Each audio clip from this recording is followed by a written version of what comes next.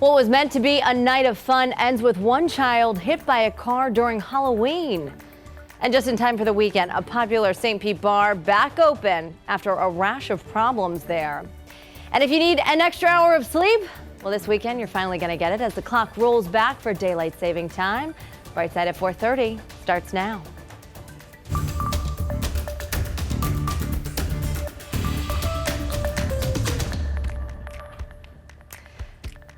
Happy November 1st. Hope you had a great Halloween. You are watching Bright Side this morning. I'm Caitlin Mockerby. Rob is enjoying the morning off. Too much candy. Right. Drinks. Yeah. Exactly. In a sugar coma. Right. Yeah. Right? You know, he says he has a candy tax. Yeah. Right. Whereas. Well, I hope he saves some for us. Maybe we'll bring some in. I don't need any more candy. I'll be honest with that. You know, we only had a few trick-or-treaters last night. I mean, you know, the candy left over. Yeah. Well, you can bring the bag in. I'll have to do that. Maybe. So, hottest November on record. You were sweating in your costume last night. Oh my gosh, yeah, October yesterday. I mean, a very hot close to October. You know, the entire month, I can't say the hottest October here in Tampa on record. But we changed that. The calendar switches over to November, and we're starting to feel some cooler air already arriving. It's crazy how Mother Nature does that, right? A 63 right now in Crystal River. Cold front draped right across central Florida. We've got 75 in Tampa, 77 degrees in St. Petersburg. You will notice a big difference in conditions throughout the day today. But look at this. Pensacola waking up with temperatures in the 30s this morning. That's how cold this air is behind it. Now, it will moderate considerably as it drops to the south. The core of this cold air remains well north, but certainly cooler air for us. A couple of isolated sprinkles along that cold front, mostly over the Gulf of Mexico. Most of us don't see any rain this morning. At the bus stop, you'll notice, though, just partly cloudy skies. A little breezy for the kids this morning. Those winds will be increasing throughout the morning, but a nice and mild ride home. Temperatures will be in the mid and upper 70s later today. Jumping ahead to Sunday morning, this is what we're looking forward to. Temperatures in the 50s along I-4 and points north. We want to make the most of the time that you have with us this morning, even if it's just for a few minutes. So let's get you in the know, and let's do that right now. The House formalized the impeachment inquiry into President Trump. The vote was nearly along party lines, with 2 Democrats voting against it. Now it will now allow for public testimony, which could begin within a few weeks. Documents gathered over weeks of closed-door depositions led by 3 bipartisan House committees could be made public as early as next week. Democratic lawmakers accuse President Trump of asking Ukraine's president to investigate the Biden family in exchange for military aid during a July phone call. The president has said many times the call was perfect. In a British radio interview yesterday, he bragged about his strong Republican support. I didn't have one negative Republican vote, which is a very unusual thing. But you've been through not one negative Republican vote. The White House is calling the entire process a blatantly partisan attempt to destroy the president. Today, an assistant to the president and senior advisor to acting chief of staff Mick Mulvaney is scheduled for a deposition. Well, this morning, class is going to be back in session in Chicago. Kids were out 11 days because of a teacher strike that ended on Thursday. Chicago's mayor agreed to allow teachers to make up 5 of the 11 missed school days. This was the second longest strike for the union since 1987. And in Southern California, the winds have died down, but firefighters continue to find new flames there. This one in Ventura County. Firefighters are working hot spots in San Bernardino and Jurupa Valley. In Northern California, crews are finally getting control of fires that have destroyed at least 140 homes in Sonoma County.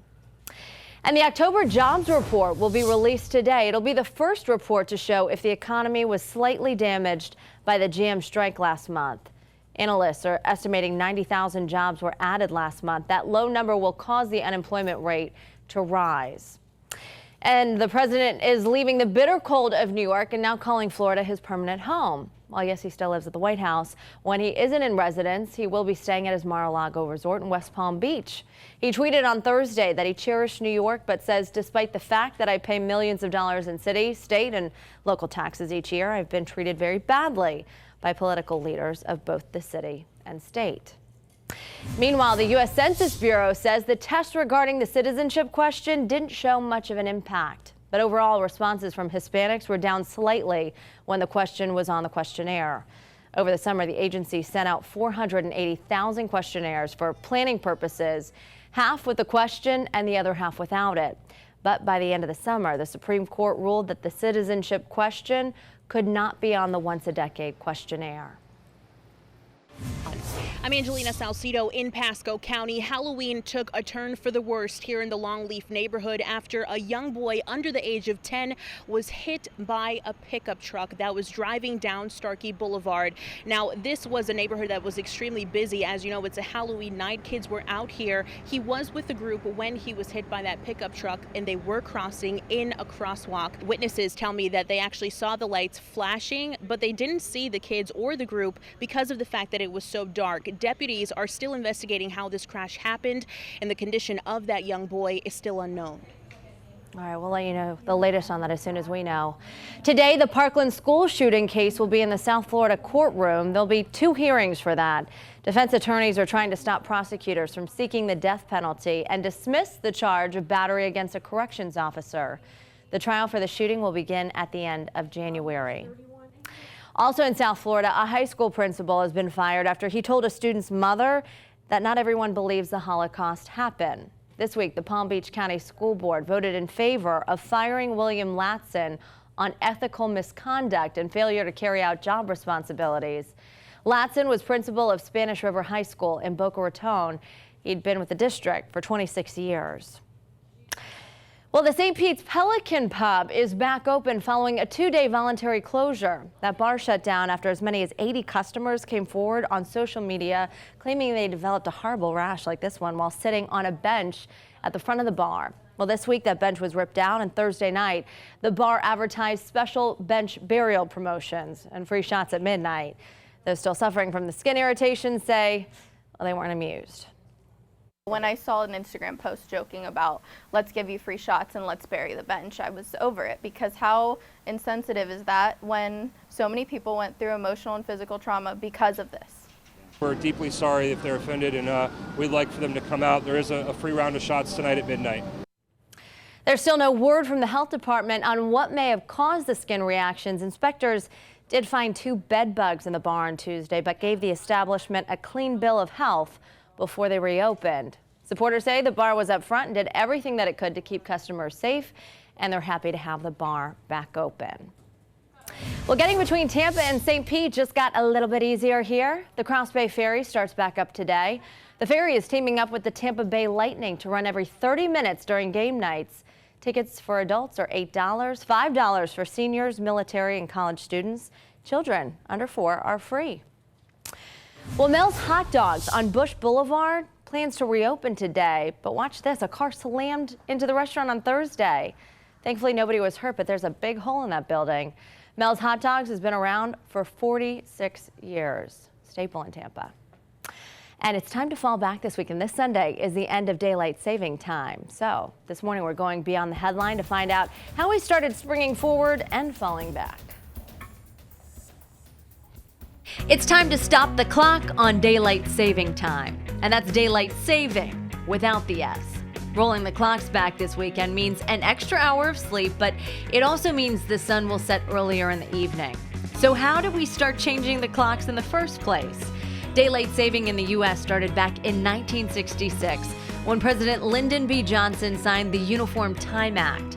The act hoped to make better use of daylight and help save on energy costs. Initially, the daylight saving period lasted from the second Sunday in March through the first Sunday in October. In 2007, it was extended 4 weeks, pushing it to the first Sunday of November. But not everyone is on board. Hawaii and Arizona do not observe daylight saving and stay on standard time year-round, as do several U.S. territories, including Puerto Rico and the Virgin Islands. Alabama, Arkansas, Florida, Nevada, Oregon, Tennessee, and Washington have all approved laws that would keep their states permanently in daylight saving time. But doing so requires Congress to sign off, and so far, no state has received approval. Indiana, another state that used to not observe daylight saving time, but it was only in parts of the state. So as you can imagine, that made things a little confusing there. So state lawmakers passed a change there, a law in 2005, making the whole state spring forward and fall back. A new poll finds that 7 out of 10 Americans don't like observing daylight saving time. 4 in 10 prefer to keep their clocks on standard time all year long, while 3 in 10 say we should stay on daylight saving time. Playing it safe, why some leagues around the country are requiring helmets for flag football.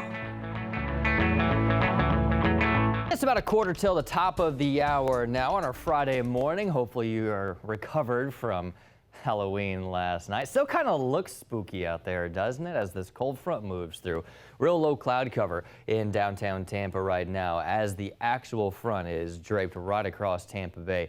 Temperatures right now 85 degrees in Tampa. It's relatively warm. That doesn't seem right. I'm going to have to double check that. That does not seem accurate right now. It's 75 degrees in Tampa. I'm not sure why that's saying 85 degrees. It's 77 in St. Pete. So again, that current reading that we were just seeing in Tampa, not accurate, but we've got cold temperatures, cooler temperatures to the north. It maybe feels cold, 63 in Crystal River. Meanwhile, we've got 73 down in Venice right now. Look at this temperature extreme. I mean, it's a battle of the seasons across the state right now. We've got 80 in Miami and Key West. Meanwhile, Pensacola, that's cold. 39 right now in the western panhandle of Florida this morning. And that's even colder farther north. Nashville's at 32, below freezing in St. Louis at 30 degrees.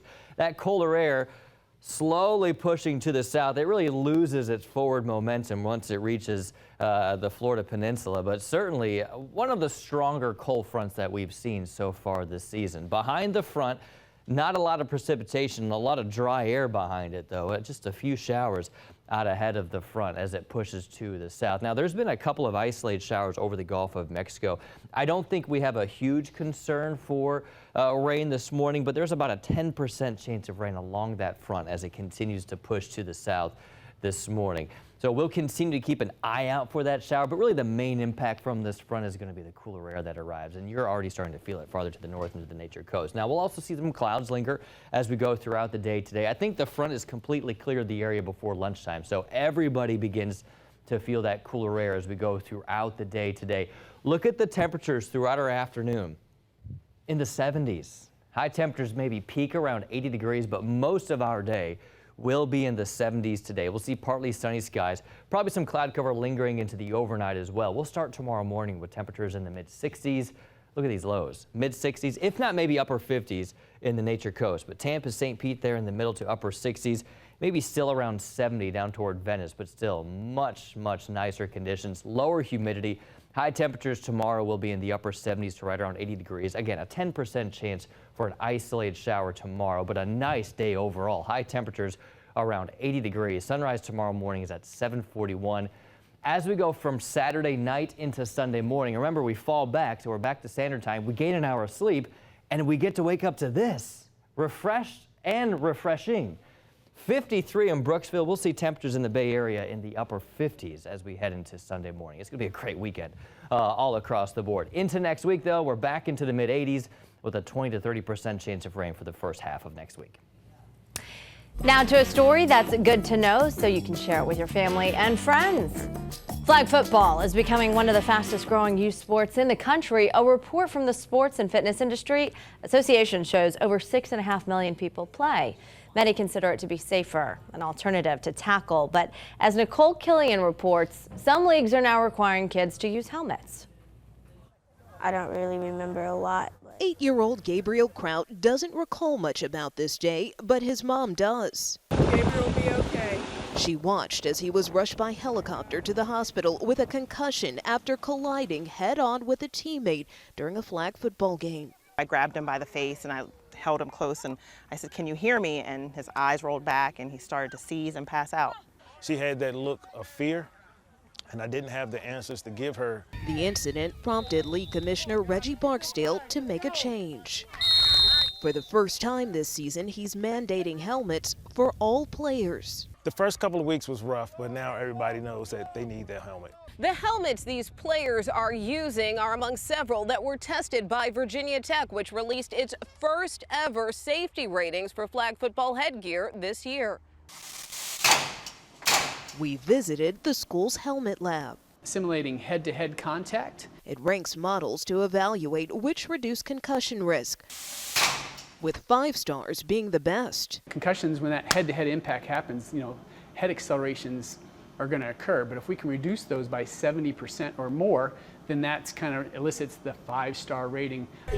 It's having an impact on the field. We've had a couple of collisions, but each kid bounces back up after each go. So after I see that, I feel good about my decision. Gabriel wishes he had a helmet last year. It would have just probably been a little cut, and I could have just put a Band-Aid on it and kept playing. But he and his mom are glad these teams have scored them now. Nicole Killian, CBS News, Waldorf, Maryland. Texas's 7-on-7 organization has become the first statewide group in the country to require soft-shell helmets for players across the board. Still ahead for you this morning, there's no denying that St. Pete has some colorful murals in neighborhoods, but none of them are quite like Kenwood. All right, the Bay Area has a unique personality from culture and entertainment to history and tradition. There's so much to do from Tampa Bay to Z. Happy Friday, everyone. So there are a lot of neighborhoods in the Bay Area that are known for their art, and it gives artists a chance to showcase their creativity, and it adds character to the neighborhood. Historic Kenwood is one of those neighborhoods, and it's about to get some new additions. And we've always been the neighborhood of the arts for a long time. Lots of artists that live here. But if you looked around, you didn't see any art unless you went on one of the tours. A group of us got together and said, let's have some public art. So we started with the park benches, 7 park benches here in Seminole Park, and then this year we're putting up a big addition. This is our first effort at putting finials on top of all the signposts in the neighborhood. Right now there are 16 of them that we've just had artists produce. Ultimately, we look forward to having 125 on all of our signposts. I'm a glass artist, and so I work with glass in all kinds of ways, and this one is a fused glass piece. My inspiration behind it was that St. Petersburg is the sunshine city, and so why not have the sun up there? We think that this creates a magnet of delight, that the neighborhood becomes richer because of the art. It makes you happy to walk around and interested in things, and it means that our artists are ever more visible and included, and we're happy to have that happen. The public art is different from studio art, so you can have a painting that you hang on your wall, or you can have a piece of pottery that you put on your table, and that may or may not read well on top of a signpost when you're looking into the sun and there are leaves behind it and so forth. So that's part of the adjudication process, and we're trying to help artists understand more about what that means. They need to create signature pieces, that is, pieces that reflect them, to allow ourselves to express our creativity in the best way possible. That's one of the reasons we moved to St. Pete, is because it's a community that's so rich in the arts. And to be in a neighborhood like this, where your neighbors are artists and creative people, and it's just that much more wonderful an environment to live in. All right, well, the first 4 finals will be up this Saturday. The rest will be up on December 1st. All right, beautiful people, if it's streaming, screening, or just heating up Hollywood, Brightside is all over it. Here's your entertainment news. Tyler Perry's new Atlanta studio is set to be the host of the 2019 Miss Universe competition. Yeah, Tyler Perry Studios will host women from more than 90 countries for the 3-hour show hosted by no other than Steve Harvey. Perry opened his studio in October, and it features 12 sound stages, and each is named after Black actors and actresses. Also, 8 Thanksgiving episodes of the hit show Friends are coming to theaters across the country for a Friendsgiving event. Yeah, the 2-day event will show the classic holiday episodes. Tickets go on sale today for the November 24th and 25th events. I love Joey's Thanksgiving pants. Oh. Gotta have the elastic waist. And the Jumanji gang, they're coming back. Yeah, in the just released final trailer for Jumanji: The Next Level, it's the 3rd installment in the popular franchise, and it lands in theaters December 13th. I had no idea they were making a 3rd one. A 3rd one? Yeah.